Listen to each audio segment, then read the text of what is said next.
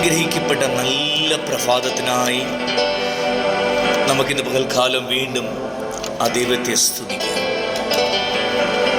ആയുസ്സോടും ആരോഗ്യത്തോടും കൂടി ദൈവം നമ്മെ ഈ ഭൂമിയിൽ ഒരു ദിവസം കൂടെ കാണുവാൻ അനുവദിച്ചത് നാം ദൈവത്തിന് വേണ്ടി ഫലം കായ്പാൻ ദൈവം ആഗ്രഹിക്കുന്നു. അങ്ങനെ തൻ്റെ നാമം മഹത്വമെടുക്കട്ടെ. Thank you Lord Jesus. ഇന്ന് പകൽക്കാലവും ദൈവത്തിൻ്റെ പരിശുദ്ധ ശബ്ദം നമ്മുടെ ആത്മ മനുഷ്യനെ ബലപ്പെടുത്തുവാൻ, നമ്മൾ ഏൽപ്പിച്ചിരിക്കുന്ന ദൗത്യങ്ങളിൽ നാം മന്ദീഭവിച്ചു പോകാതെ, നമ്മുടെ വിശ്വാസം തണുത്തു പോകാതെ നാം കർത്താവിന് വേണ്ടി വീണ്ടും ഉന്മേഷത്തോട് ഓടി ആ ഓട്ടം തികയ്ക്കേണ്ടതിന് നമുക്കായി നൽകി തന്നിരിക്കുന്ന ശ്രേഷ്ഠമായ ആത്മീയ മന്നയ്ക്കായി നമുക്ക് ദൈവത്തിന് സ്തോത്രം ചെയ്യാം.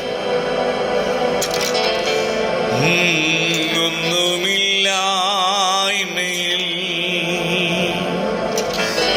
നിന്നെന്നെ ഉയർത്തിയ നിൻ സ്നേഹമോർക്കുമ്പോൾ നന്ദിയാൽ പാടും ഞാൻ. ഒന്നുമില്ലായ്മയിൽ നിന്നെന്നെ ഉയർത്തിയ നിൻ സ്നേഹമോർക്കുമ്പോൾ നന്ദിയാൽ പാടും ഞാൻ. നീ എന്നെ സ്നേഹിപ്പാൻ ഞാനെന്തുള്ളൂ നാഥാ, നീ എന്നെ ഓർക്കുവാൻ എൻ ഗൃഹമെന്തുള്ളൂ. നീ എന്നെ സ്നേഹിപ്പാൻ ഞാനെന്തുള്ളൂ നാഥാ, നീ എന്നെ ഓർക്കുവാൻ എൻ ഗൃഹമെന്തുള്ളൂ. പ്രിയ ദൈവജനമേ, ഇന്ന് പകൽക്കാലം ദൈവത്തിൻ്റെ പരിശുദ്ധ ശബ്ദം നമുക്കായി നൽകി തന്നിരിക്കുന്നത് യോഹന്നാന്റെ സുവിശേഷം 2-ാം അധ്യായം, നമുക്ക് ഏവർക്കും സുപരിചിതമായിരിക്കുന്ന ഒരു ദൈവിക പ്രവൃത്തിയെക്കുറിച്ചാണ്. കാനായിലെ കല്യാണ വീട്ടിൽ ഒരു ശൂന്യത സംഭവിച്ചു.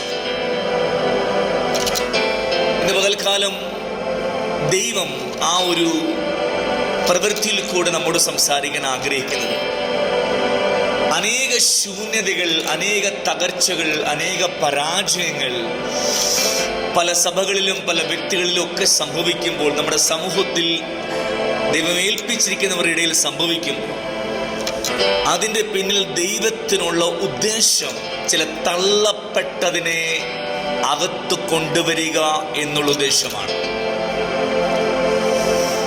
കർത്താവായ യേശു ക്രിസ്തു ഇങ്ങനെ പറയുകയാണ്, ആ 6 കൽപാത്രങ്ങളിൽ വെള്ളം നിറയ്ക്കുവിൻ.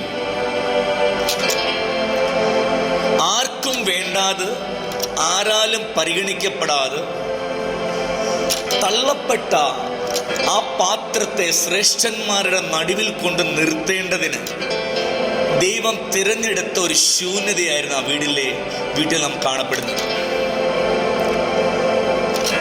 ആ വീട്ടുകാരുടെ കാഴ്ചപ്പാടനുസരിച്ച് ആ വീട്ടിൽ ശുശ്രൂഷയ്ക്ക് പറ്റിയ പാത്രമല്ല ആ കൽപാത്രങ്ങൾ.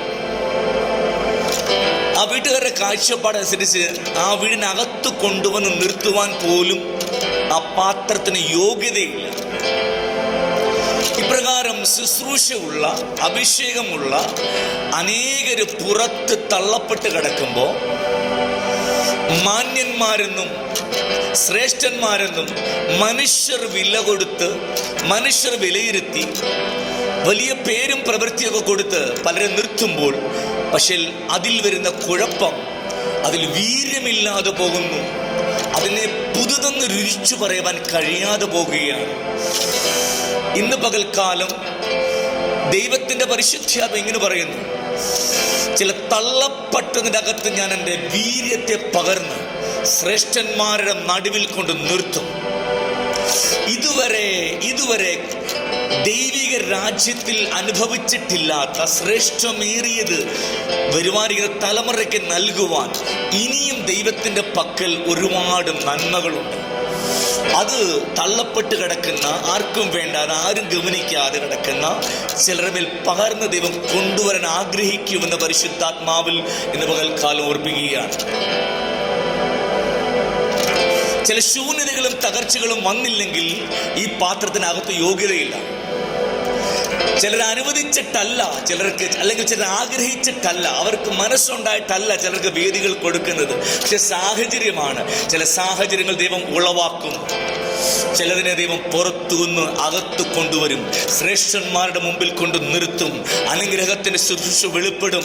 ദൈവം ആഗ്രഹിക്കുന്ന തരത്തിൽ ഒരു ശൗമേൽ ബാലനെ ദൈവം ഉപയോഗിച്ചതുപോലെ അനേക തലമുറകൾ ദൈവത്തിന്റെ വീര്യത്തിന്റെ പ്രവൃത്തിക്ക് വേണ്ടി ഈ അന്തിമ കാലഘട്ടത്തിൽ ഒരുങ്ങുമെന്ന് ദൈവത്തിന്റെ പരിശുദ്ധാത്മ വീണ്ടും പകൽക്കാലം അരുളി ചെയ്യുകയാണ്. അതുകൊണ്ട് ഇന്ന് പകൽക്കാലം ആരെങ്കിലും ഏതെങ്കിലും അവസ്ഥയിൽ ഒറ്റപ്പെട്ട് കിടക്കുന്നുവെങ്കിൽ പരിശുദ്ധാത്മ ഇങ്ങനെ വിളിച്ചു പറയുന്നു, ഒരു വലിയ വീര്യത്തിന്റെ പ്രവൃത്തി ഞാൻ നിന്റെ ജനത്തിന്റെ അകത്തേക്ക് അയക്കുവാൻ പോകുന്നു. ദൈവം ഈ വചനങ്ങളാൽ ഏവരെയും അനുഗ്രഹിക്കുമാറാകട്ടെ. അതിനുവേണ്ടി നമുക്ക് ഒരുങ്ങാം. ദൈവത്തിന്റെ പ്രവൃത്തിക്ക് വേണ്ടി കാത്തിരിക്കാം. ദൈവം അനുഗ്രഹിക്കട്ടെ.